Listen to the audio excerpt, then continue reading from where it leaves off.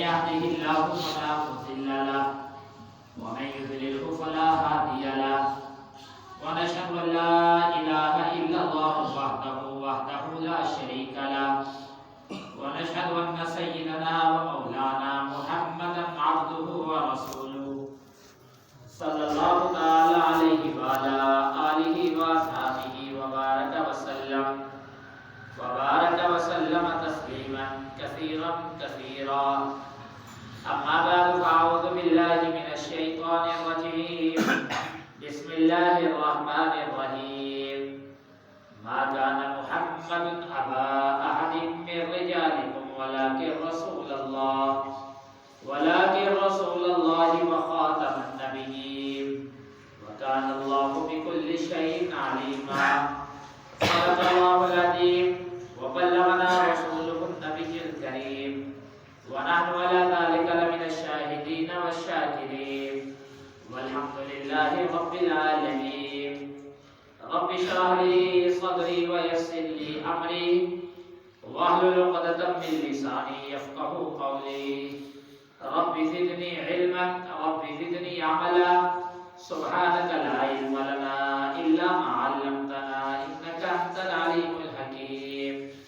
اللهم صل على سيدنا ومولانا محمد وعلى آل سيدنا ومولانا محمد وبارك وسلم وصل عليه. انتہائی واجب الاحترام بھائیوں بزرگوں دوستوں، حضور نبی پاک صلی اللہ علیہ وسلم کی سیرت مبارکہ آپ حضرات سماعت فرما رہے تھے. اس ضمن میں نبی پاک صلی اللہ علیہ وسلم کی ختم نبوت کے بارے میں گفتگو آپ حضرات نے سماعت فرمائی، جس میں آپ حضرات نے سماعت فرمایا کہ نبی پاک صلی اللہ علیہ وسلم اللہ کے آخری نبی ہیں. نبی پاک علیہ السلام پر اللہ نے نبوت کو مکمل فرما دیا ہے. نبی پاک صلی اللہ علیہ وسلم کے بعد اب قیامت کی صبح تک کوئی نبی پیدا نہیں ہو سکتا. اس کو عقیدہ ختم نبوت کہا جاتا ہے. آپ حضرات نے گزشتہ جمعوں میں تفصیل کے ساتھ سماعت فرمایا، جب تک بندہ عقیدہ ختم نبوت پر ایمان نہیں لائے گا اس وقت تک وہ مومن نہیں ہو سکتا ہے. مومن اور مسلمان ہونے کے لیے ضروری ہے کہ نبی پاک صلی اللہ علیہ وسلم کو نہ صرف اللہ کا نبی مانے بلکہ اللہ کا آخری نبی ماننا بھی ضروری ہے. اس سلسلے میں گزشتہ جمعوں میں آپ حضرات نے تفصیلات سماعت فرمائی کہ نبی پاک صلی اللہ علیہ وسلم نے اپنی ختم نبوت کو بیان فرمایا، اپنے آخری نبی ہونے کو واضح طور پر اللہ کے نبی علیہ السلام نے بیان فرمایا. جہاں نبی پاک علیہ السلام نے اپنی ختم نبوت کے بارے میں واضح طور پر اعلان فرمایا، وہی نبی پاک صلی اللہ علیہ وسلم نے اپنے بعد آنے والے جھوٹے دجالوں اور کذابوں کا ذکر بھی فرمایا. میرے بعد بہت سے دجال اور کذاب آئیں گے جن میں سے ہر ایک کا دعویٰ یہ ہوگا وہ اللہ کا نبی ہے، لیکن نبی علیہ السلام نے فرمایا میں اللہ کا آخری نبی ہوں، میرے بعد کوئی نبی پیدا نہیں ہو سکتا.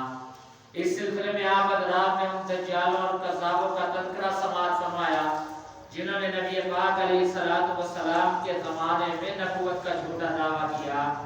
ان میں گزشتہ جمعے آپ حضرات نے مسیلمہ کذاب کے بارے میں گفتگو سماعت فرمائی کہ مسیلمہ کذاب یہ تجربہ کار، ہوشیار اور چلاک آدمی تھا، بڑی عمر کا آدمی تھا.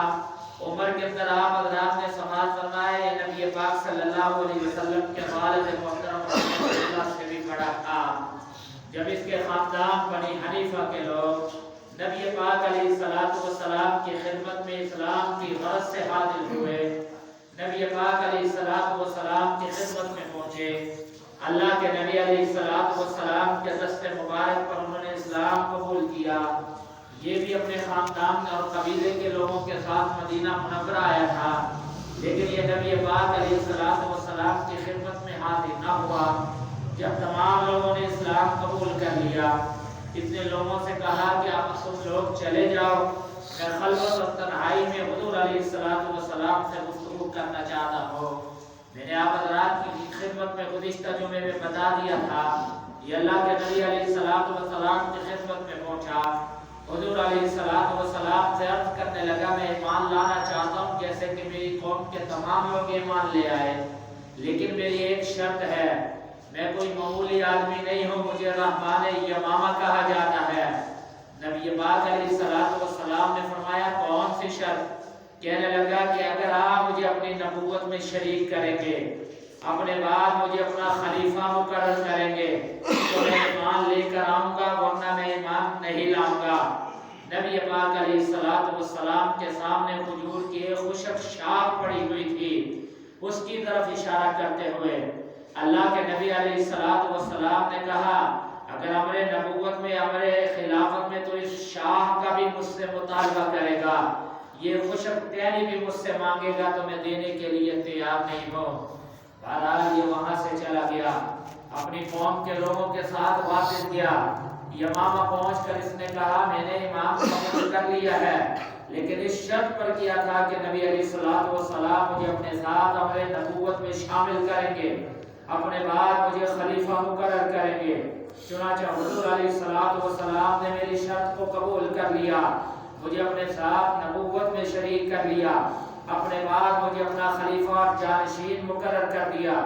حضور نے فرما دیا ہے مدینے کے نبی حضور ہیں، یمامہ کا نبی میں ہوں۔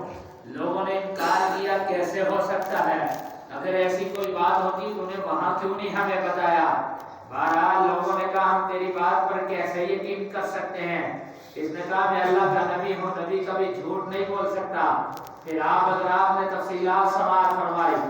لوگوں نے نہار نامی آدمی کو مدینہ منورہ بھیجا تاکہ وہ حضور علیہ الصلوۃ والسلام سے تصدیق کر آئے۔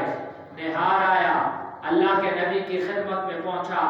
نبی پاک علیہ الصلوۃ والسلام نے واضح الفاظ میں فرما دیا مسیلمہ دجالوں کا